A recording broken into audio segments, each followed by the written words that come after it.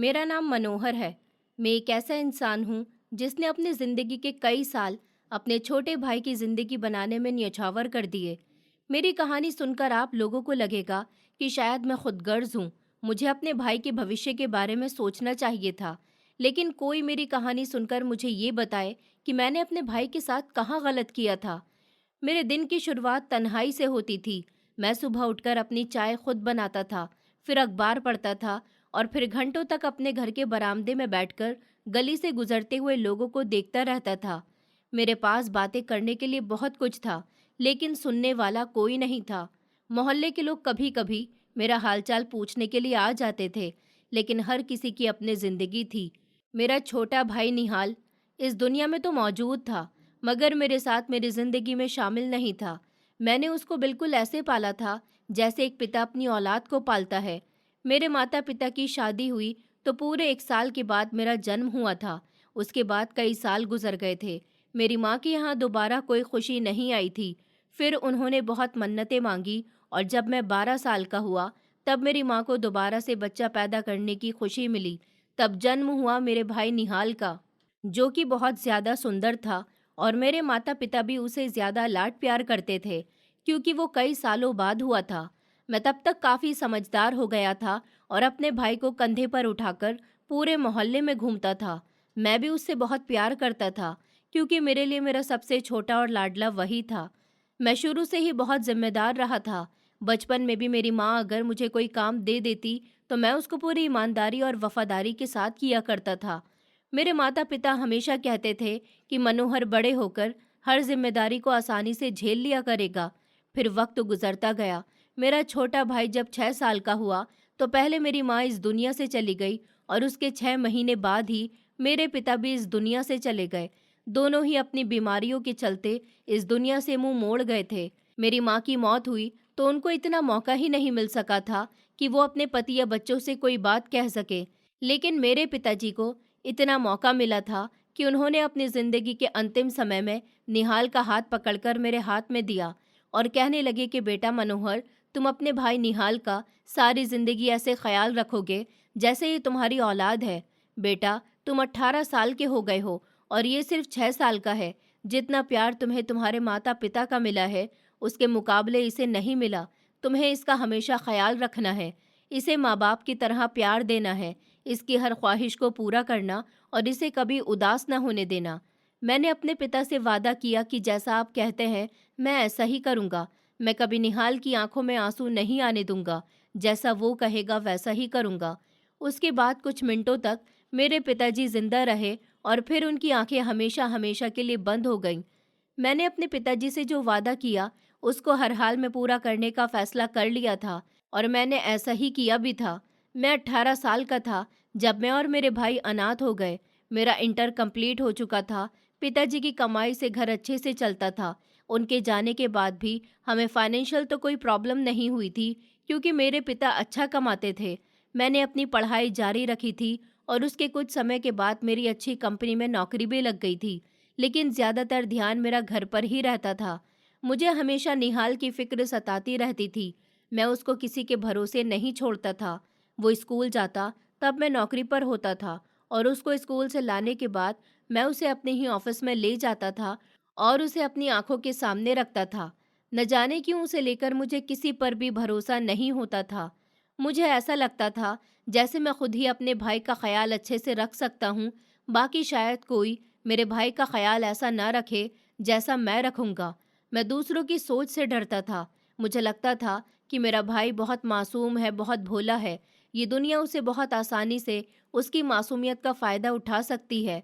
वक्त गुजरता गया और मेरी उम्र 25 साल हो गई।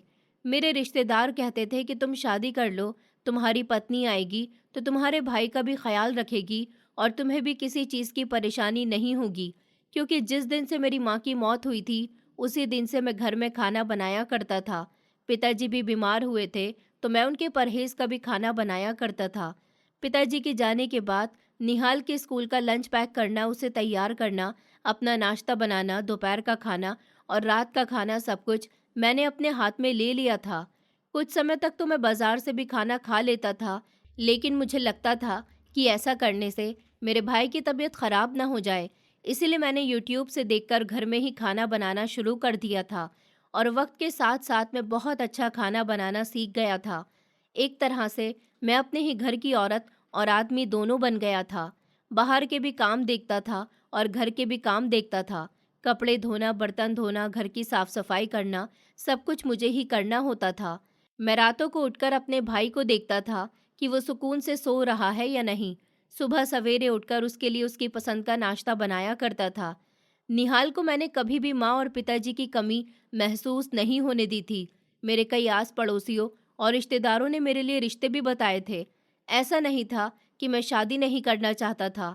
मैं भी चाहता था कि मेरी पत्नी घर में आए, वो घर संभाले, मेरे भाई की देखभाल करे और मेरा भी परिवार आगे बढ़ाए। मेरी नौकरी अच्छी थी, मेरा प्रमोशन हो गया था और घर में किसी चीज़ की कमी नहीं थी। निहाल की पढ़ाई भी बहुत अच्छी चल रही थी। इंटर कंप्लीट होने के बाद निहाल ने कहा कि भैया, मुझे अपनी आगे की एजुकेशन के लिए लंदन जाना है। मैं लंदन जाना चाहता हूँ क्योंकि मेरे सारे दोस्त लंदन की यूनिवर्सिटी में एडमिशन ले रहे हैं। निहाल की बात मेरे दिल को लगी थी। मैं एक लम्हे के लिए भी उसे अपनी आंखों से दूर नहीं करता था, तो फिर उसे इतने लंबे समय के लिए लंदन कैसे भेज सकता था। मैंने उसे इनकार कर दिया था। मेरी बात पर वो नाराज़ हो गया था और लगभग 2 दिन तक उसने कुछ नहीं खाया था।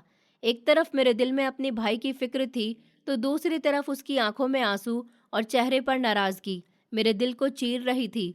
मैं उसे लंदन भेजने के लिए तैयार हो गया था। भले ही मेरा दिल दुख रहा था, लेकिन उसकी खुशी से बढ़कर मेरे लिए कुछ भी नहीं था। सारी जिंदगी कमाई करके मैंने काफ़ी कुछ हासिल कर लिया था। इज्जत, दौलत, शोहरत, सब कुछ मेरे पास था, मगर मेरे पास मेरे भाई के अलावा कुछ भी नहीं था और अब वो भी मुझसे दूर लंदन जा रहा था। मैं अपने भाई को लंदन भेज चुका था और काफ़ी ज़्यादा उदास हो गया था। मेरी उससे फ़ोन पर दिन में कई कई बार बात होती थी, क्योंकि मुझे उसकी फ़िक्र लगी रहती थी कि वो कब क्या कर रहा होगा, उसने खाना खाया होगा या नहीं, वो वहाँ ठीक से रह रहा होगा या नहीं। बहुत परेशान हो गया था। मैंने उसे अपने आप से दूर तो कर दिया था, लेकिन मेरा ध्यान उस पर ही पड़ा रहता था। उसे कुछ भी हो जाता तो मुझे बहुत तकलीफ़ होती थी, इसलिए मैं उसकी याद में दिन ब दिन कमज़ोर होता जा रहा था। मेरी शादी की उम्र भी कब की हो गई थी। हर कोई मुझे टोक रहा था और कह रहा था कि तुम शादी क्यों नहीं कर लेते। न जाने क्यों निहाल के लंदन जाने के बाद मेरा ध्यान बस उसी की तरफ था। मैं चाहता था कि एक बार वो अपनी पढ़ाई पूरी करके आ जाए, मैं तब शादी कर लूँगा। मेरे पड़ोस में रहने वाली सारिका मुझे पसंद करती थी। मैं ये बात बहुत अच्छे से जानता था, क्योंकि वो अक्सर हमारे घर आती रहती थी और कभी कभी बंद शब्दों में कहती थी कि तुम्हें शादी कर लेनी चाहिए। मैं उसके शब्दों का मतलब समझता था। वो अच्छी थी, सुंदर थी, संस्कारी थी, समझदार थी। उसके घर वाले एक दिन ज़बरदस्ती मेरे घर रिश्ता लेकर आ गए और कहने लगे कि बेटा, तुम हमें बहुत अच्छे लगते हो, हमने तुम्हें अपनी बेटी के लिए पसंद कर लिया है, हम चाहते हैं कि तुम हमारे दामाद बन जाओ। मेरे पास उनको देने के लिए कोई जवाब नहीं था और मैंने उनको ये कहकर टाल दिया था कि मैं अपने भाई से पूछकर बताऊंगा, वो कब आ रहा है, तभी रिश्ते की बात आगे बढ़ेगी। लेकिन निहाल के आने में अभी कई साल थे, ये बात मैं जानता था। एक दिन मैंने बातों ही बातों में निहाल को बता दिया कि सारिका के घर वाले रिश्ता लेकर आए थे। निहाल ये बात सुनकर खुश हो गया और खुशी भरे अंदाज में कहने लगा, भैया, तो फिर आप शादी क्यों नहीं कर लेते? सारिका जी तो बहुत अच्छी लड़की हैं। निहाल के कहने पर मैंने सारिका से अपना रिश्ता पक्का कर लिया था, लेकिन मैंने फैसला कर लिया था कि मेरे भाई के पीछे मेरा रिश्ता पक्का भले ही हो गया है, मैं शादी उसके आने के बाद ही करूँगा। निहाल ने कहा था कि मुझे आने में 3 साल लगेंगे। मुझे इस बात से कोई परेशानी नहीं थी। मैं चाहता था कि वो खूब पढ़ लिख जाए और फिर उसके बाद अपना बिजनेस स्टार्ट कर ले, ताकि वो खुद भी अपने पैरों पर खड़ा हो जाए। उसको जितने पैसे चाहिए होते थे, मैं उसे भेज देता था। वक्त गुजरता गया। 3 साल, 4 साल और फिर 5 साल हो गए थे। निहाल लंदन से आने का नाम ही नहीं ले रहा था। उसकी पढ़ाई तो 3 साल में ही पूरी हो गई थी, तो फिर वो अब क्या कर रहा था और क्यों वापस नहीं आ रहा था? मैं जब भी उसे आने को कहता, तो उसका यही जवाब होता था कि मैं अपना करियर बनाकर ही लौटूंगा। उधर सारिका के घर वाले मुझ पर दबाव डाल रहे थे कि तुम शादी कब कर रहे हो? तुम्हारा भाई तो न जाने कब से आया ही नहीं है। मैंने उन लोगों से कह दिया कि निहाल अपना करियर बनाना चाहता है, मैं उसके करियर के बीच में रुकावट नहीं बनना चाहता। आप लोगों को शादी की अगर इतनी ही जल्दी है तो आप अपनी बेटी की शादी कर सकते हो। मेरे इतना कहने पर सारिका के घरवाले नाराज हो गए थे। उसके पिता ने कहा था कि ठीक है, अब हम तुम्हारा इंतजार नहीं देखेंगे, हम अपनी बेटी का रिश्ता कहीं और तय कर देंगे और जल्द ही उसकी शादी भी कर देंगे। तुम अपने भाई के इंतजार में बूढ़े हो जाओगे। मैंने उनकी बातों को खामोशी से सुन लिया था। उसी दिन शाम के समय मैं अपने कमरे में मौजूद बुक शेल्फ पर बुक सेटिंग से रख रहा था, जब मेरा मोबाइल बजने लगा और सारिका ने रोती हुई आवाज़ में कहा कि तुमने मेरे साथ अच्छा नहीं किया। तुमने ये भी नहीं सोचा कि मैं अपने दिल में तुम्हारे लिए क्या फीलिंग्स रखती हूँ। डायरेक्टली मेरे पेरेंट्स को बोल दिया कि वो अपनी बेटी की शादी कहीं और कर दे। तुम्हारे लिए ये सब कहना बहुत आसान रहा, लेकिन मैं तुमसे बहुत मोहब्बत करती हूँ। उसकी बात सुनकर मैंने सिर्फ इतना कहा, लेकिन मैं अपने भाई से सबसे ज़्यादा प्यार करता हूँ। मेरे लिए तुम्हारी मोहब्बत कोई मायने नहीं रखती। मेरी बात सुनकर उसे गुस्सा आ गया और उसने कॉल कट कर दी। उस दिन के बाद कभी उसने मुझे फ़ोन नहीं किया और एक दिन पता चला कि उसका रिश्ता पक्का हो गया है। 1 साल के अंदर अंदर उसकी शादी भी हो गई थी। वक्त गुजरता जा रहा था। निहाल लंदन से आने का नाम ही नहीं ले रहा था। उसको देखने के लिए मेरी आंखें तरस गई थी। मैं हर रोज़ उसे फ़ोन करके कहता था कि तुम कब आओगे, लेकिन वो यही कहता कि मैं अपना करियर बना रहा हूँ। मेरी उम्र गुजरती जा रही थी। मैं 30 की उम्र पार कर चुका था। सारिका से रिश्ते के बाद मेरा कोई रिश्ता भी नहीं आया था, क्योंकि हर किसी को यही लगता था मैं अपने भाई पर डिपेंड हूँ, वो आएगा मैं तभी शादी करूँगा। ऐसे ही पूरे 10 साल बीत गए थे। इस दौरान मुझे निहाल ये खबर तो दे चुका था कि मैंने बाहर रहकर सिर्फ पढ़ाई ही नहीं की, बल्कि अपना बिजनेस खड़ा कर लिया है। ये सुनकर मुझे खुशी तो हुई थी, लेकिन अफसोस भी हुआ था कि क्या वो मेरी खातिर यहाँ नहीं आ सकता था? क्या उसका बिजनेस यहाँ सेट नहीं हो सकता था? वो तो यहाँ से मुझसे पढ़ाई का कहकर गया था और वहाँ उसने अपना सारा इंतज़ाम कर लिया।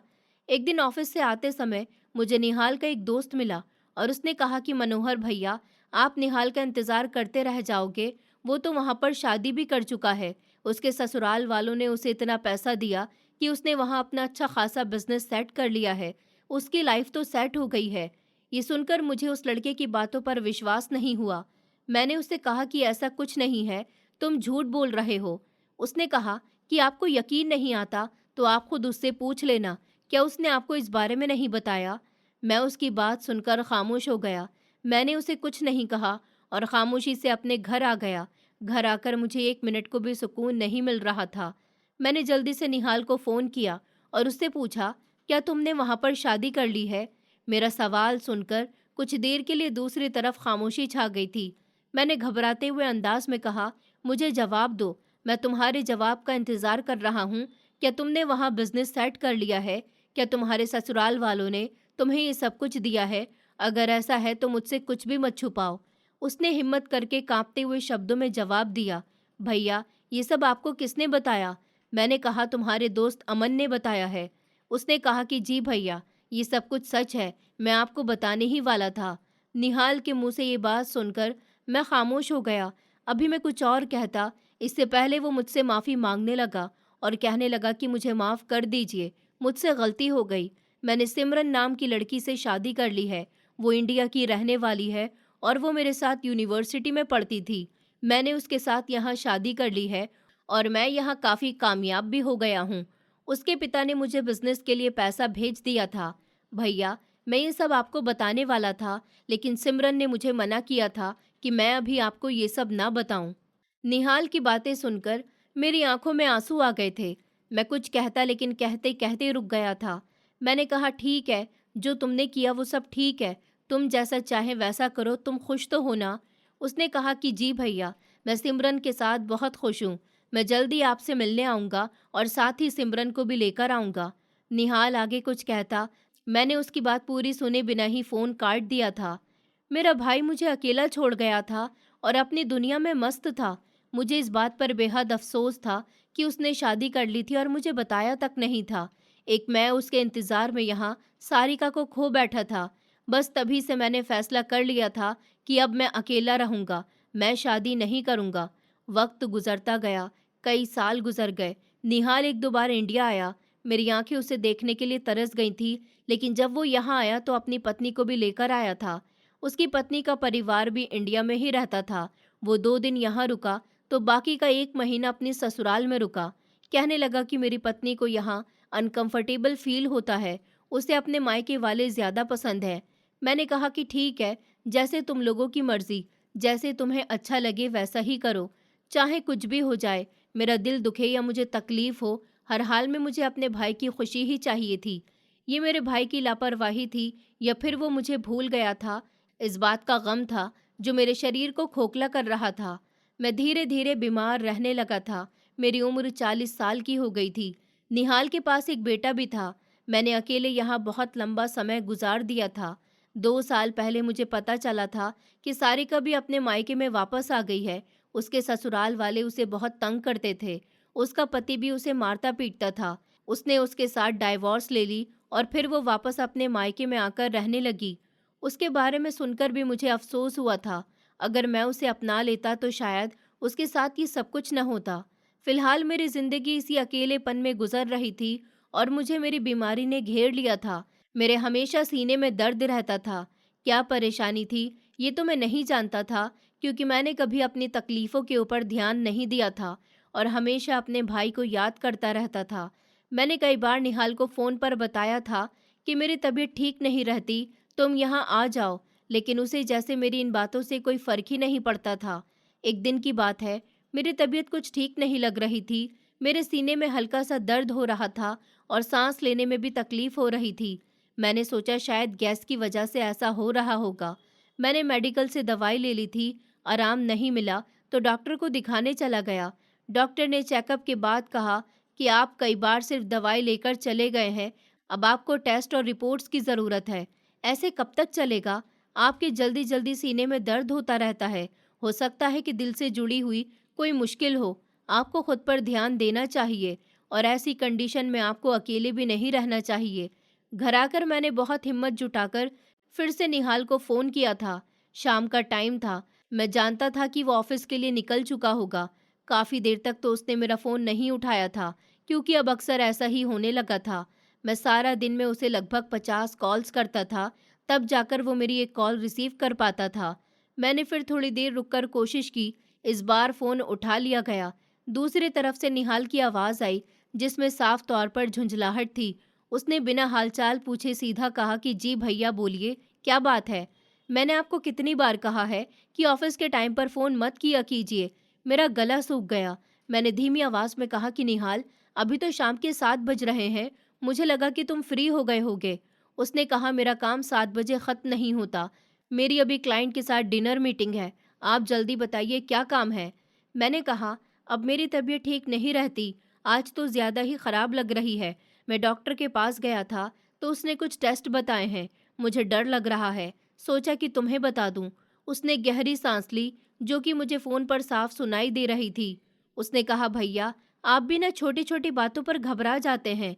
उम्र हो गई है अब आपकी, थोड़ा बहुत ऊपर नीचे तो लगा ही रहेगा।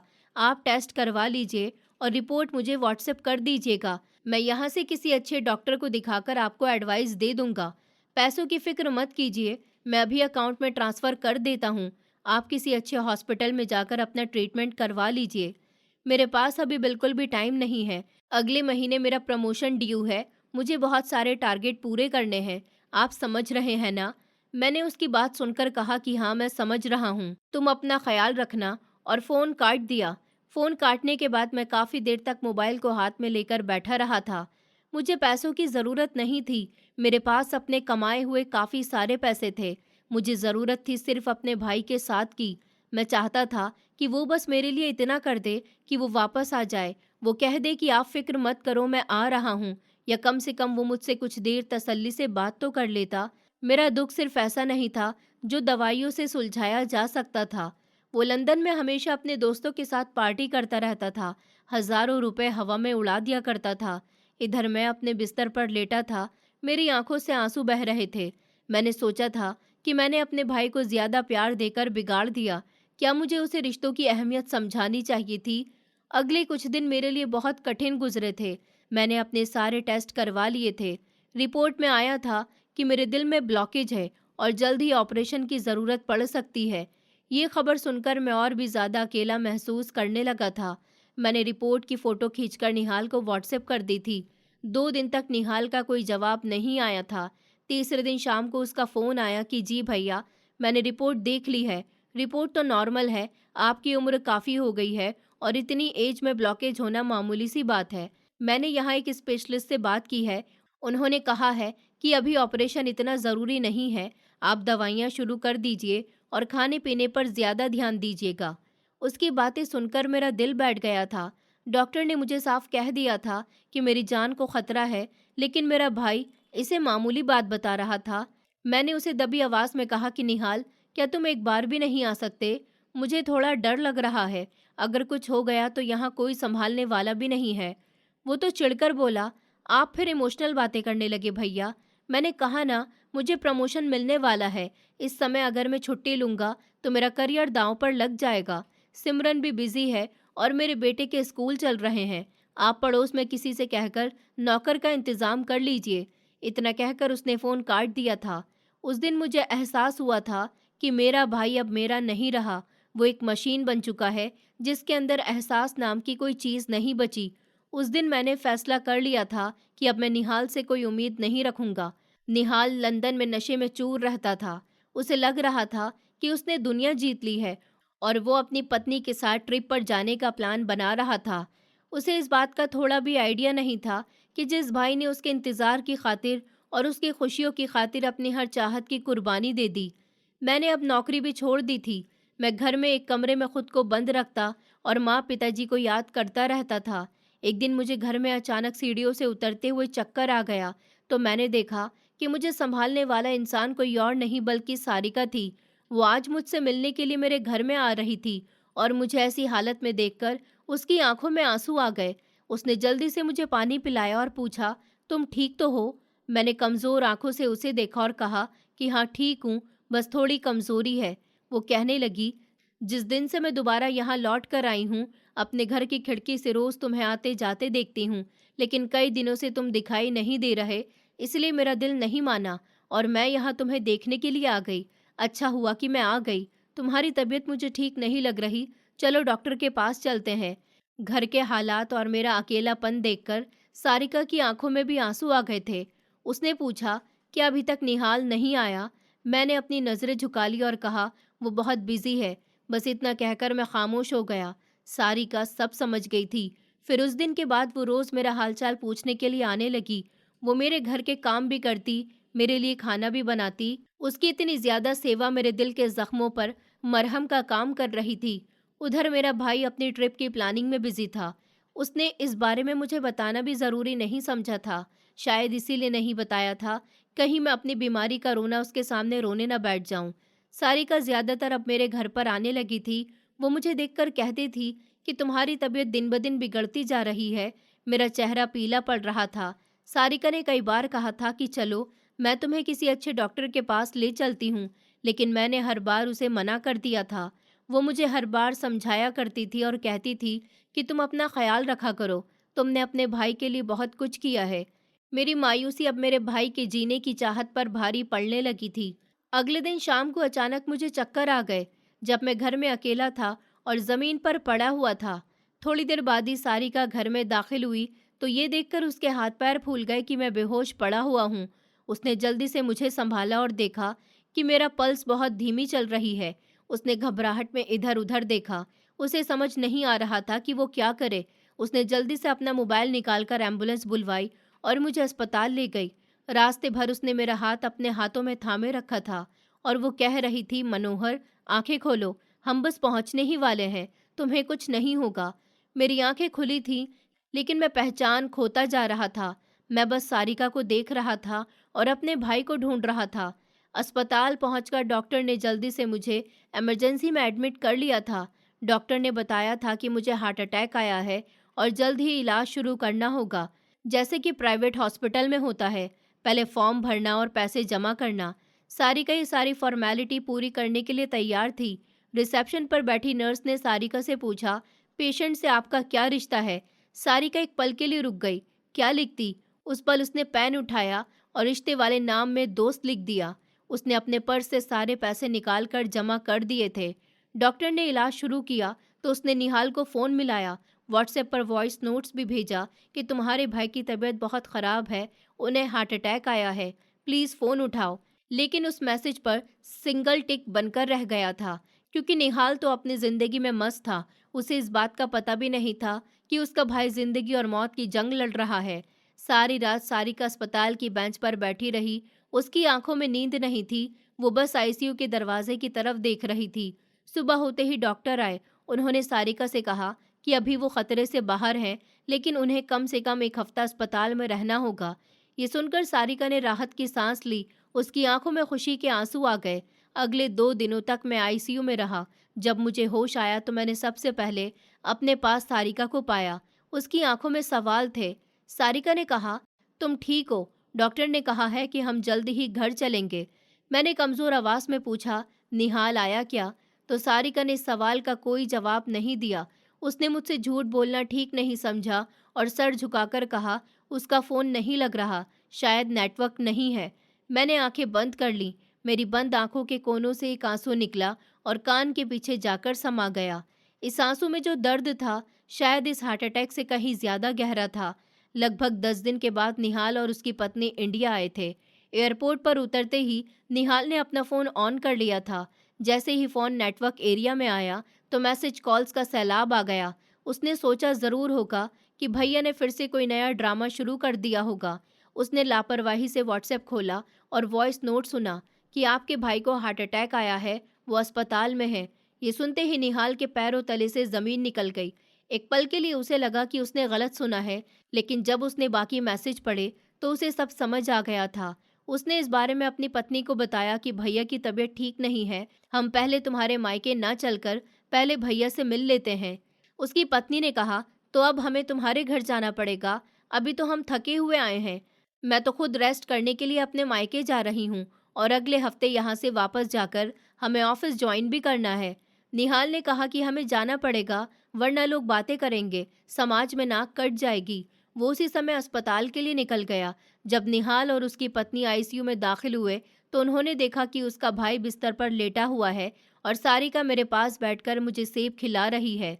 वो कमरे के अंदर दाखिल होते हुए बोला, अरे वाह सारिका जी, आपकी तो शादी हो गई थी, आप तो यहाँ अपने पुराने बॉयफ्रेंड के साथ उसकी सेवा में लगी हुई हैं।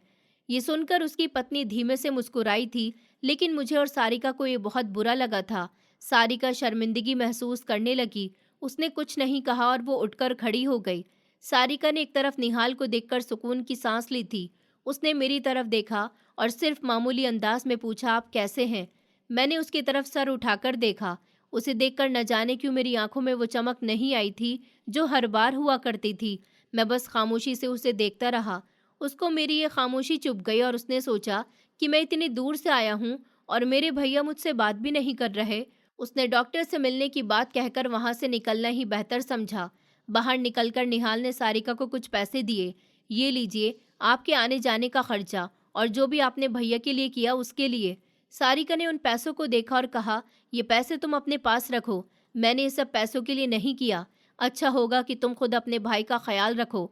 इतना कहकर सारिका वहां से चली गई थी। निहाल वहीं खड़ा रह गया। उसकी पत्नी ने कहा कि ये औरत तो बड़ी बदतमीज है, बहुत ही घमंडी भी लगती है। निहाल को पहली बार महसूस हुआ कि उसका पैसा हर जगह नहीं चल सकता।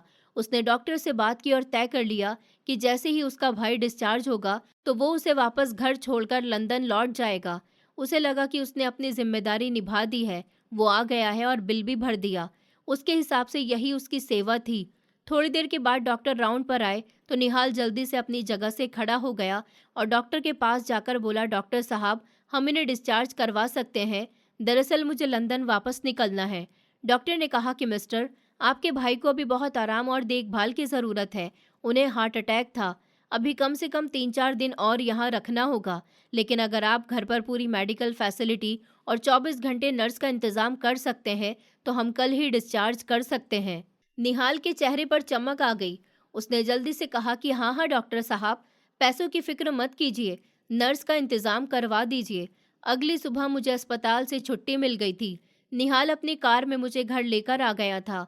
घर के अंदर दाखिल होते समय मैंने नोटिस किया था कि निहाल ने अपने मुंह पर रुमाल रख लिया है। उसने अपनी पत्नी को फ़ोन लगाया जो होटल में ठहरी हुई थी। उसने कहा, सिमरन, तुम अभी यहाँ मत आना, यहाँ बहुत गंदगी है। मैं भैया को ठीक करके आता हूँ, तुम पैकिंग शुरू करो। हम 2 दिन में यहाँ से निकलेंगे। मैं धीरे धीरे चलकर अपने कमरे में चला गया। साइड टेबल पर मेरे माता पिता की फोटो रखी हुई थी। उसे देखकर मैं धीरे से मुस्कुराया और मन में सोचा कि अच्छा हुआ आप चले गए। अगर जिंदा होते तो आपको ये दिन देखकर बहुत तकलीफ होती। उसने एक लड़के को बुलाया और कहा कि भैया, ये लड़का आपके पास रहेगा, आपके लिए खाना बनाएगा और घर की साफ सफाई भी किया करेगा और आपका ख्याल भी रखेगा। मैंने अब अपनी खामोशी तोड़ी और कहा कि निहाल, तुम जा रहे हो? उसने नज़र चुराते हुए कहा कि जी भैया, क्या करूं, मजबूरी है, ऑफिस में बहुत ज़रूरी काम है। मैंने गहरी सांस ली और कहा, तुम ठीक कह रहे हो, काम ज़्यादा ज़रूरी है, तुम मेरी फिक्र मत करो। मेरी बात से उसे लगा कि मैं मान गया हूँ। उसे अंदर से राहत महसूस हुई। उस रात घर में एक और हादसा हुआ जिसने इस रिश्ते की रही सही डोर को भी कमजोर कर दिया। निहाल मेरे कमरे की अलमारी के पास कुछ ढूंढ रहा था। खड़खड़ की आवाज से मेरी आंख खुल गई। मैंने पूछा कि निहाल, तुम क्या ढूंढ रहे हो? तो वो हड़बड़ा गया और बोला, कुछ नहीं भैया, बस कुछ जरूरी डॉक्यूमेंट्स देख रहा था। वो क्या है ना, आपकी तबीयत का कुछ भरोसा नहीं है। अगर आपको कुछ हो गया तो बाद में कानूनी झमेले होते हैं। इसलिए मैं सोच रहा था कि अगर आपके नाम की जायदाद भी मेरे नाम हो जाएगी तो बाद में मुझे किसी परेशानी का सामना नहीं करना पड़ेगा। वैसे भी ये सब कुछ आपका और मेरा है और आपके जाने के बाद भी आपका सब कुछ मेरा ही होगा, क्योंकि मेरे अलावा तो कोई और है नहीं। इसलिए कागजी कार्यवाही पूरी हो जाए तो अच्छा है। ये सुनकर तो मैं बिल्कुल शॉक्ड रह गया था। मुझे अपने कानों पर विश्वास नहीं हो रहा था। क्या रिश्ते इस हद तक गिर सकते हैं? क्या पैसे की भूख इंसानियत को इतना गिरा देती है? मैंने निहाल को देखा, वही भाई जो 6 साल का था, और तब से ही मैंने उसे अपनी छाती पर सुलाया था, अपने हाथों से उसे खाना बनाकर खिलाया था, अपने हाथों से उसे नहलाया था, उसका हर ज़रूरी काम किया था। मेरा दिल एक बार फिर से टूट गया था। मैंने बहुत ही सुकून भरे अंदाज में कहा, डॉक्यूमेंट अलमारी के सबसे ऊपर वाले लॉकर में रखे हुए हैं, चाबी वहीं पर पड़ी है, तुम ले लो, जो तुम्हें ठीक लगे तुम वो करो, मुझे इन सब चीज़ों से लगाव नहीं है। निहाल ने खुश होकर थैंक यू कहा और बोला कि मैं कल ही वकील से बात करके कागज़ तैयार करवा लूँगा। उसने कागज़ निकाले और अपने बैग में रख लिए। उसे लगा कि उसने एक बहुत बड़ा काम निभा लिया है। वो खुश होकर अपने कमरे में सोने चला गया, लेकिन उस रात मैं सो नहीं पाया था। मैं सारी रात छत को घूरता रहा। मेरे दिमाग में एक तूफान चल रहा था। मुझे समझ आ गया था कि मैंने अपने भाई को ज़्यादा लाड प्यार देकर बहुत बड़ी गलती की है। मैंने उसे हर सुख सुविधा दी, लेकिन अच्छे संस्कार नहीं दे पाया। मैंने उसे उड़ना तो सिखाया, लेकिन जड़ों से जुड़ना नहीं सिखाया, और आज उसी का फल मुझे मिल रहा था। अगली सुबह निहाल तैयार होकर आया तो उसके चेहरे पर एक अजीब सी चमक थी, जैसे कोई जंग जीत कर आया हो। सिमरन भी होटल से सीधा वहां आ गई थी। वो अभी कार में बैठी हुई हॉर्न बजा रही थी। निहाल ने कहा कि भैया मैं चलता हूँ, आप अपना ख्याल रखना, मैं फ़ोन पर बात करता रहूँगा। मेरे मुंह से सिर्फ इतना निकला, तुम खुश रहो। निहाल तेजी से पलटकर चला गया था। उसने एक बार भी मेरी तरफ नहीं देखा था। मैं वहीं दरवाजे पर खड़ा उसे जाते हुए देखता रहा। मैंने देखा कि सारिका अपने दरवाजे पर खड़ी ये सब कुछ देख रही थी। वो मेरे पास आई और बोली, मनोहर, वो चला गया है। मैंने अपनी आंखों से आंसू साफ किए और कहा कि चला गया है? अच्छा हुआ वो चला गया। अब मुझे एक ज़रूरी काम करना है। सारिका ने पूछा, क्या काम करना है तुम्हें? मैंने कहा, सारिका, मुझे किसी अच्छे वकील के पास ले चलो, मुझे इस घर की वसीयत तैयार करवानी है। सारिका हैरान हो गई। उसने कहा, लेकिन अभी तो तुम अस्पताल से आए हो, अभी आराम करो, ये सब बाद में हो जाएगा। मैंने कहा, नहीं सारिका, अब और देर नहीं करनी। जो गलती मैंने इतने सालों तक की है उसे ठीक करने का समय आ गया। उस दोपहर मैंने एक ऐसा कदम उठाया जिसकी गूंज मेरे भाई तक भी पहुंचने वाली थी। मैंने शहर के सबसे मशहूर वकील को अपने घर बुलाया। सारिका को समझ नहीं आ रहा था कि मैं क्या करने वाला हूँ। शाम को वकील ने जाते समय कहा कि आप बेफिक्र रहिए, मैं कल ही सारे डॉक्यूमेंट्स तैयार करवा लूंगा और रजिस्टर भी करवा लूंगा। उसके बाद दुनिया की कोई भी ताकत आपके फैसले पर चैलेंज नहीं कर सकती। वकील के जाने के बाद मेरे चेहरे पर एक अजीब सा सुकून आ गया था, ऐसा सुकून जो मैंने पिछले कई सालों में महसूस नहीं किया था। निहाल अपनी पत्नी सिमरन के साथ लंदन पहुंच चुका था और बहुत ही खुश था। सिमरन ने कहा कि तुमने अपने भाई से इस बारे में बात करके बहुत अच्छा काम किया। अब तुम्हारे पिता की सारी जायदाद तुम्हारी होगी और वहाँ की सारी प्रॉपर्टी बेचकर हम यहाँ लंदन में एक बड़ा सा शॉपिंग मॉल बनाएंगे। निहाल ने कहा कि हाँ, अच्छा आइडिया है। वैसे भी इंडिया में रहने के लिए कौन जा रहा है? उन दोनों पति पत्नी को अंदाजा नहीं था कि मैंने पूरी बाजी को पलट दिया है। वो लोग मुझे लाचार और बेवकूफ़ समझ रहे थे। मैंने अपनी ज़िंदगी की सबसे बड़ी चाल चल दी थी। अगले कुछ दिनों में मेरी तबीयत में तेज़ी से बेहतरी आ रही थी। शायद अब दिमाग का बोझ हल्का होता जा रहा था, शरीर भी साथ देने लगा था। उधर निहाल बहुत खुश था। उसके पास घर के पुराने कागजात थे और उसने अपने दोस्तों और एजेंट से बात करनी शुरू कर दी थी कि कैसे इस पुराने घर को अच्छी कीमत में बेचा जा सकता है। वो दोनों वीकेंड पर अपने दोस्तों के साथ पार्टी कर रहे थे और आने वाले पैसों के सपने देख रहे थे। उधर मैं पहले से भी ज़्यादा बेफिक्र और खुश हो गया था। मेरे चेहरे पर पुरानी फिक्र की लकीरें नहीं थी, जो निहाल के आने से पहले हुआ करती थी। सारिका भी मेरा बहुत ख्याल रखती थी। वो अपने घर से मेरे लिए दोनों टाइम का खाना बनाकर लेकर आती थी और जिस लड़के को निहाल ने मेरे कामकाज के लिए रखा था, उसे सारिका ने वापस भेज दिया था और कहा था कि आइंदा यहाँ मत आना। मैं और सारिका एक दूसरे से ढेर सारी बातें करते थे। सारिका के साथ गुजारा हुआ वक्त मुझे बहुत अच्छा लगता था, जिससे मुझे ये एहसास हुआ था कि वो सच में एक बहुत अच्छी औरत है। मैंने उसके साथ गलत किया था। वो चाहती तो मुझे मेरे हाल पर छोड़ सकती थी, मगर वो मुझसे सच्ची मोहब्बत करती थी और उसने अपनी ज़िंदगी बर्बाद होने के बाद भी मेरा साथ दिया और मेरा साथ ना छोड़ने का वादा किया। 1 महीने के बाद निहाल अपने ऑफिस में बैठा काम कर रहा था, जब चपरासी ने उसे जाकर एक लिफाफा दिया। निहाल ने उसे देखे बिना किनारे पर रख दिया। उसे लगा कि कोई बिजनेस नोटिस या क्रेडिट कार्ड बिल होगा। दोपहर के खाने के बाद जब वो फ्री हुआ, तो उसकी नज़र लिफाफे पर पड़ी। उस पर भेजने वाले का नाम पढ़कर वो चौंक गया था। उस पर लिखा हुआ था, सब रजिस्टर्ड ऑफिस, दिल्ली, इंडिया। ये देखकर उसका माथा ठंडा हो गया। उसने लिफाफा खोलकर अंदर से जो कागज निकाला, उसे पढ़कर तो उसके पैरों तले से जमीन निकल गई। ये कोई मामूली कागज नहीं था, ये एक कानूनी नोटिस था, जिसमें साफ शब्दों में लिखा हुआ था कि मनोहर और निहाल वर्मा के पिता श्री धरोहर वर्मा ने अपनी सारी जायदाद अपने बड़े बेटे के नाम अपने जीते जी और पूरे होशो हवास में कर दी थी, और मैं मनोहर वर्मा अपने होशो हवास में अपने पिता की दी हुई सारी जायदाद और अपनी कमाई हुई सारी जायदाद में से 1 रुपया भी अपने छोटे भाई को नहीं देना चाहता। मैंने अपने पिता की दी गई सारी प्रॉपर्टी को ट्रस्ट में देने का फैसला कर लिया है, और जो मेरी अपने पैसों से कमाई गई प्रॉपर्टी है, उसे मैं अपनी बाकी के जीवन के लिए बचाकर रखना चाहता हूँ, और मेरे मरने के बाद ये सब भी ट्रस्ट के पास चला जाएगा। इसका कोई भी कानूनी हकदार नहीं होगा। नोटिस के नीचे मेरे सिग्नेचर थे और साथ में गवाह के तौर पर सारिका का नाम लिखा हुआ था। निहाल को अपनी आंखों पर विश्वास नहीं हुआ। उसने कागज को दोबारा पढ़ा। उसे लगा कि ये कोई मजाक है। उसने जल्दी से अपना फ़ोन निकाला और अपने वकील को कॉल मिलाई, तो वकील ने नोटिस की कॉपी व्हाट्सएप पर मंगवाई और पढ़कर बताया कि आपके पिता ने अपने मरने से पहले सारी जायदाद आपके बड़े भाई के नाम कर दी थी। मनोहर वर्मा ने अपनी सारी जायदाद की नई रजिस्ट्रेशन करवा दी है और पुराने दावे खारिज कर दिए हैं। निहाल गुस्से से लाल हो गया। उसने फ़ोन काट दिया। उसके मुंह से गाली निकली कि मेरे पिता ने ही बचपन में मेरे भैया को ये सब कुछ दे दिया था। क्या मैं उनका बेटा नहीं था? उन्होंने मेरे नाम क्यों कुछ नहीं किया? और भैया ने भी इस चीज़ का फ़ायदा उठाकर खूब खेल खेला है। और वो सारिका नाम की घटिया औरत, उसने साथ मिलकर मेरे खिलाफ साजिश रची है। सिमरन को जब ये सब पता चला तो वो भी हक्का बक्का रह गई। उसने कहा, तुम्हें इंडिया वापस जाना चाहिए और अपने भाई से बात करनी चाहिए। हमें उन्हें ऐसा करने से रोकना होगा। निहाल बोला, नोटिस के हिसाब से वो पहले ही ये सब कुछ कर चुके हैं, लेकिन मैं ऐसे हार नहीं मानूंगा। मेरे पिता ने ज़रूर मेरे लिए भी कुछ न कुछ छोड़ा होगा। वो सब कुछ अपने एक ही बेटे के नाम तो नहीं करके जा सकते थे। उस घर पर और पिताजी की सारी प्रॉपर्टी पर मेरा भी उतना ही हक है जितना कि भैया का है। मैं इस सारिका को भी नहीं छोड़ूंगा। निहाल ने जल्दी से इमरजेंसी में छुट्टी ली और गुस्से में इतना पागल हो गया था कि उसे ट्रैफिक सिग्नल का भी होश नहीं था। वो बार बार मुझे फ़ोन मिला रहा था, लेकिन मैंने अपना फ़ोन बंद कर दिया था।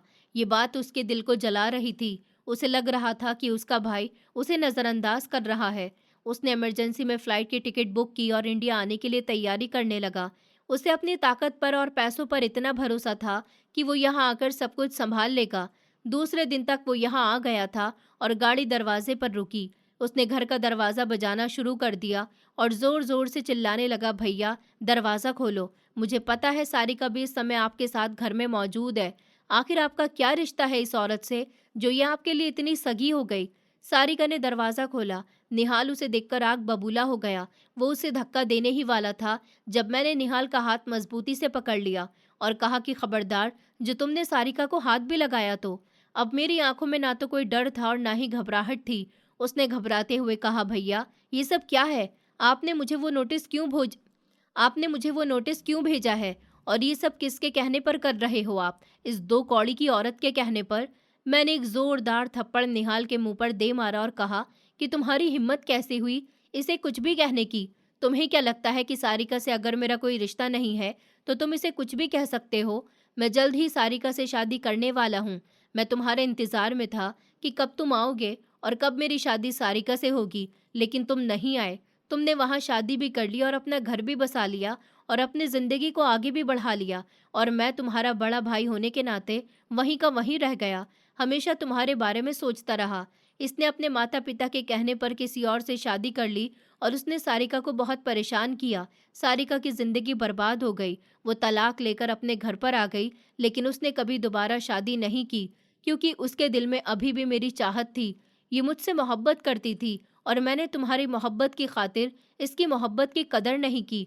और तुमने कभी मेरे बारे में ये सोचा ही नहीं कि यहाँ तुम्हारा भाई भी अकेला है, बीमार है, उसे किसी के साथ की ज़रूरत है। मगर मेरे लिए तो सब कुछ मेरा भाई ही था। तुमने तो अपना संसार बसा लिया। कभी मेरे बारे में सोचा कि मैं यहाँ तुम्हारे बिना कैसे रहता हूँगा? तुम्हें नोटिस मिलने के बाद लग रहा होगा कि पिताजी ने अपनी सारी ज़मीन जायदाद सिर्फ एक बेटे के नाम ही क्यों की। ये सच है कि उन्होंने सब कुछ मेरे नाम कर दिया और तुम्हें एक कौड़ी भी नहीं दी, क्योंकि मेरे पिता को भरोसा था कि उनका बड़ा बेटा हर बात से जिम्मेदार है। उन्होंने मरते समय मुझसे वादा लिया था कि मैं सारी जिंदगी तुम्हारा ख्याल रखूंगा, तुम्हारी आंखों में आंसू नहीं आने दूंगा और तुम्हें किसी चीज़ की कमी नहीं होने दूंगा। माँ और बाप दोनों बनकर तुम्हारी परवरिश करूंगा। शायद उन्हें अपनी संतान पर भरोसा था कि उनका छोटा बेटा कभी भी बदल सकता है, क्योंकि वो तुम्हें इतने अच्छे से नहीं जानते थे जितने अच्छे से मुझे जानते थे। कम उम्र में ही मैंने बहुत सारी जिम्मेदारियां निभानी शुरू कर दी थी। उन्हें मुझ पर भरोसा था। वो जानते थे कि मैं कभी वादा खिलाफी नहीं करूंगा, तुम्हारा हर शौक पूरा करूंगा, और ऐसा ही हुआ। मैंने तुम्हारी परवरिश में कोई कमी नहीं छोड़ी निहाल। मैं ये सब जानता था कि सब कुछ पिताजी मेरे नाम कर गए, लेकिन मैंने हमेशा यही सोचा कि मैं तुम्हारी शादी करूंगा। पिताजी का जो कुछ भी है बराबर से तुम्हें दूंगा, और कभी तुम्हारे सामने ये सच्चाई नहीं आने दूंगा कि उन्होंने मरने से पहले सब कुछ मेरे नाम कर दिया था और तुम्हारे नाम कुछ भी नहीं। मगर तुमने मेरे दिल को बहुत दुखाया, इसीलिए मैंने फैसला किया कि जो तुम्हारे हिस्से की जायदाद है मैं तुम्हें देने वाला था, वो सब मैंने ट्रस्ट के नाम कर दी। और जो मेरी कमाई से ली गई प्रॉपर्टी है वो जब तक मैं जिंदा हूँ मेरी है, और मेरे मरने के बाद मैं उसे भी दान करना चाहूँगा। निहाल मेरी पूरी बात सुनकर दंग रह गया था और सारिका भी मुझे फटी फटी नज़रों से देख रही थी। निहाल ने कहा कि भैया आप पागल हो गए हैं क्या? आप ऐसा कैसे कर सकते हैं? मैंने कहा, अगर तुम्हें यकीन नहीं हो रहा तो तुम कोर्ट कचहरी के चक्कर काट सकते हो। मैं तुम्हारा वही भाई हूँ जो तुम्हारी हमेशा हर बात मान लेता था, लेकिन आज तुमने मेरे दिल को इतना पत्थर कर दिया कि वो कभी मोम नहीं बन सकता। निहाल पूरी तरह से खामोश हो गया। उसे लगा कि अब उसके हाथ कुछ भी नहीं आने वाला, इसलिए उसने अब अपना अगला दांव खेला। उसने रोते हुए मुझसे माफ़ी मांगना शुरू कर दिया और कहने लगा, भैया मुझे माफ़ कर दीजिए, मैं आपका छोटा भाई हूँ। लोग क्या कहेंगे, समाज में हमारी क्या इज्जत रह जाएगी? मैंने गहरी सांस ली। मेरी आंखों में गुस्सा नहीं था बल्कि रहम था। मैंने कहा, इज्जत तो उसी दिन खत्म हो गई थी जिस दिन मुझे अपने भाई से प्यार की भीख मांगनी पड़ती थी। ये पूरा मोहल्ला जानता है कि मैं तुम्हारे लिए कितना तरसा हूँ। मैंने कितना तुम्हारा इंतजार किया है। तुम लंदन जाने के बाद कभी मेरी खुशी के लिए यहाँ वापस ही नहीं आए, बल्कि हमेशा अपने फायदे के लिए ही आए हो। निहाल ने गुस्से से कहा, ठीक है, अगर आपको यही लगता है तो ठीक है, लेकिन याद रखना, जब आप बीमार पड़ेंगे और आपको पैसों की ज़रूरत होगी तो मैं आपको एक रुपया भी नहीं दूंगा। मैंने मुस्कुराकर कहा, उसकी ज़रूरत नहीं पड़ेगी। मैं सारिका से शादी करने जा रहा हूँ। सारिका ने मेरा बहुत साथ दिया है। इसका साथ पाकर और इसकी प्रार्थनाओं के नतीजे से मैं अब कभी बीमार नहीं होऊंगा। मैं जानता था कि मेरे भाई ने अपने बड़े भाई को खोकर बहुत बड़ी गलती की है। एक न एक दिन उसे अपनी गलती का एहसास ज़रूर होगा। वो लंदन तो वापस नहीं गया था, लेकिन उसने फ़ोन पर अपनी पत्नी को सब कुछ बता दिया था। ये सुनकर उसकी पत्नी को बहुत गुस्सा आया था और उसने कहा था कि निहाल, तुम्हारे भरोसे हमने यहाँ कितनी सारी जिम्मेदारियाँ ले रखी थी, तुम्हारे घर से मिलने वाला मोटा पैसा हमारा सारा कर्ज उतार देगा। अब वो सारा बोझ हमारे सर पर आ गया है। निहाल कर्ज के डर से और अपनी पत्नी के तानों के डर से लंदन वापस नहीं जा रहा था। कई महीने इसी तनाव में गुजर गए थे। मैंने सारिका के साथ शादी कर ली थी। सारिका मेरे साथ बहुत खुश थी और मेरा बहुत ख्याल रखती थी। मेरे साथ उसकी ज़िंदगी अच्छी गुजर रही थी, लेकिन कहीं न कहीं मुझे अभी भी अपने भाई की फ़िक्र सताती रहती थी और उसकी याद आती थी। एक न एक दिन तो निहाल को लंदन वापस जाना ही था। जब वो वहाँ गया तो वहाँ की परेशानियाँ और पैसों के खिंचाव में वो बुरी तरह से घिर चुका था, जिसकी वजह से उसका अपने काम पर से फ़ोकस हट गया था। वो चिड़चिड़ा रहने लगा था। अपनी पत्नी पर भी बेवजह चिल्लाना उसकी आदत बन गई थी। जिस प्रमोशन की उसे उम्मीद थी, उसे कंपनी ने होल्ड पर डाल दिया था। फिर एक दिन वो हुआ जिसके बारे में उसने सोचा भी नहीं था। निहाल के डिपार्टमेंट में कई कमियां पाई गईं। कंपनी के मालिक ने उसे सीरियस लिया। अगले दिन जब निहाल ऑफिस पहुंचा तो उसे एचआर के केबिन में बुलाया गया। वहां का माहौल बहुत ही सख्त था। एचआर ने उसे एक लिफाफा थमा दिया और उसकी आधी सैलरी गिरा दी। उसे वार्निंग दी गई थी कि 3 महीने के अंदर अगर उसने अपना सारा कर्ज नहीं उतारा और ऑफिस में परफॉर्मेंस अच्छी नहीं दी तो उसे आगे कभी एक और मौका नहीं दिया जाएगा, बल्कि ऑफिस में दाखिल भी होने नहीं दिया जाएगा। उसके लिए अब अपनी पत्नी का खर्च उठाना भी मुश्किल हो गया था। उधर उसके ससुराल वाले भी उसे तंग करने लगे थे कि तुम हमारी बेटी को टॉर्चर करते हो, उसे परेशान करते हो। वो हर तरफ से टूट चुका था। उसकी पत्नी भी उसका साथ छोड़ रही थी। दिन ब दिन निहाल की कंडीशन बिगड़ती जा रही थी। एक दिन तनाव की वजह से उसे ऑफिस में चक्कर आ गया। उसे अस्पताल पहुंचाया गया। उसकी आंख खुली तो उसकी पत्नी उसके पास बैठी हुई थी, लेकिन उसके चेहरे पर फिक्र से ज्यादा गुस्सा था। उसने कहा कि डॉक्टर ने कहा है तुम्हें आराम की ज़रूरत है, लेकिन आराम करोगे कैसे? घर की किश्त बाउंस हो गई है। बैंक वाले फ़ोन कर रहे हैं। वो कह रहे हैं अगर अगले हफ्ते तक पैसे नहीं दिए तो वो घर सील करने का नोटिस भेज देंगे। मैं अपनी मम्मी पापा से और पैसे नहीं ले सकती। पहले ही उन्होंने तुम्हारी पढ़ाई पर, तुम्हारे बाकी सारे खर्चों पर काफ़ी सारा पैसा दिया है। अब निहाल को यह एहसास हुआ था कि जब अपने भाई के पास होता था तब उसे कभी किसी चीज़ की कमी नहीं हुई थी। जब वो अपने भाई के कांटेक्ट में होता था तब उसे कभी किसी के प्यार की कमी महसूस नहीं हुई थी। लेकिन अब उसके पास कुछ भी नहीं था।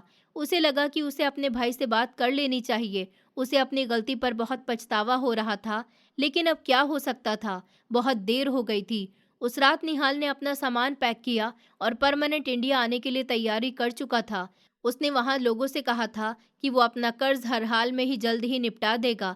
उसे अपनी पत्नी से भी कोई खास उम्मीद नहीं थी। उसने उसे भी कुछ नहीं बताया था। उसने फैसला किया था कि वो इंडिया आने के बाद सबसे पहले अपने भाई के आंसुओं का हिसाब चुकाएगा, जो उसकी वजह से बहे थे। जब वो घर पहुंचा तो शाम हो चुकी थी। निहाल की नज़रें बदल गई थी। आज उसे वो गंदगी और कीचड़ दिखाई नहीं दे रही थी, बल्कि उसे अपमान दिख रहा था। वो डरते डरते घर की तरफ बढ़ा। उसे डर था कि कहीं उसका भाई उसे धक्के मारकर घर से न निकाल दे। जैसे ही वो घर पहुंचा तो घर का दरवाज़ा खुला हुआ था। वो अंदर आ गया था। उसने घर की एक एक चीज़ को देखा जो ढंग से रखी हुई थी और घर में स्वादिष्ट खाने की खुशबू फैली हुई थी। वो ठिठक गया और एक कोने में आकर खड़ा हो गया। उसे समझ ही नहीं आ रहा था कि वो आगे बढ़े या ना बढ़े, लेकिन फिर भी उसने आवाज़ लगाई, भैया। मैं जब बाहर आया और मुझे उसकी आवाज़ आई तो उसे देखकर हैरान रह गया। एक पल के लिए पूरे घर में सन्नाटा छा गया। निहाल की आंखें झुकी हुई थी। वो मुजरिमों की तरह खड़ा हुआ था और धीरे धीरे चलकर मेरी तरफ आया। उसने मेरे पैर पकड़कर फूट फूट कर रोना शुरू कर दिया। सारिका जो किचन में खाना बना रही थी, रोने की आवाज़ सुनकर खुद भी बाहर आ गई और ये सब देखकर हैरान रह गई थी। निहाल मेरे कदमों में गिरकर रो रहा है। निहाल ने कहा कि भैया मुझे माफ़ कर दो। मैंने आपके साथ बहुत गलत किया। आपकी मोहब्बत को कभी नहीं समझ सका। भैया प्लीज़ मुझे एक मौका दे दो। मैं सब ठीक कर दूंगा। उसने मुझे अपने कर्ज के बारे में सब कुछ बताया। मैं जो कभी उसको रोता हुआ नहीं देख सकता था और अपने पिता से वादा किया था कि कभी उसकी आंख में एक आंसू भी नहीं आने दूंगा। मेरा दिल पिघल गया और मैंने अपने बैग से एक चेक निकालकर उस पर साइन करके उसे दे दिया और कहा, जितनी भी रकम तुम पर कर्ज है वो सब इसमें भर दो और इसे इस्तेमाल कर लो। ये देखकर वो हैरान रह गया था। उसे लगता था कि उसका भाई कभी भी उसे माफ़ नहीं करेगा। मैंने उसे माफ़ तो नहीं किया था, लेकिन मैं उसे तकलीफ़ में नहीं देख सकता था। मैंने उसकी परेशानी दूर कर दी थी और उससे कहा था कि अब यहाँ कभी दोबारा वापस मत आना। मैंने सिर्फ तुम्हारी मदद की है, इंसानियत के नाते। बाकी मेरा तुम्हारे साथ कोई रिश्ता नहीं है। कुछ रिश्ते वक्त के रहते संभाल लिए जाएं तो अच्छे लगते हैं, लेकिन जब अपनों का दिल टूट जाता है, तब माफ़ी भी इस दुख को वापस नहीं ला सकती। आज तुम पछता रहे हो, लेकिन उस दिन तुमने एक बार भी ये नहीं सोचा था कि तुम्हारे भाई का इस दुनिया में तुम्हारे अलावा और कोई भी नहीं है। निहाल इससे पहले माफ़ी भरे शब्दों में कुछ और कहता, मैंने उसे हाथ रोककर कहा कि अब तुम यहाँ से जा सकते हो और जाकर अपनी बिगड़ी हुई जिंदगी को ठीक कर लो। वो सारिका से भी हाथ जोड़कर माफ़ी मांग रहा था। सारिका ने कुछ नहीं कहा, वो खामोश रही। मैंने उसे आगे कुछ और भी कहने का मौका नहीं दिया और उसे अपने घर से निकल जाने का कह दिया। वो फिर से वापस चला गया। अब की बार उसका यहाँ से जाने का मन नहीं कर रहा था, लेकिन उसने अपने ऊपर चढ़ा हुआ सारा कर्ज भी उतारना था। उसने उन पैसों से सारा कर्ज उतार दिया और अपनी पत्नी को लेकर वापस इंडिया जाकर मामूली जिंदगी जीने लगा। मुझे अपने भाई की जिंदगी से कोई मतलब नहीं था। मैं बस यही चाहता था कि वो जहाँ भी रहे सुकून से रहे और खुश रहे, लेकिन मैं अब उसके साथ कोई संबंध नहीं रखना चाहता था।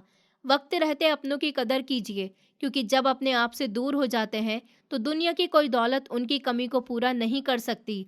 मैं आज भी अपनी पत्नी सारिका के साथ खुश हूँ और मेरा भाई अब शायद बहुत मामूली से भी ज्यादा जिंदगी गुजार रहा है। शायद उसकी सजा यही है। शायद उसकी जिंदगी में अब वो पहले जैसी खुशियां नहीं रहीं जिनसे उन्हें सुकून मिलता था, हर सुख सुविधा मिलती थी। दोस्तों, उम्मीद करती हूँ आपको हमारी कहानी पसंद आई होगी। कहानी पसंद आई है तो वीडियो को लाइक करें, चैनल पर नए हैं तो चैनल को सब्सक्राइब करें और हाँ, नोटिफिकेशन बेल को ज़रूर दबाएं ताकि अगली अपडेट सबसे पहले आपको मिले।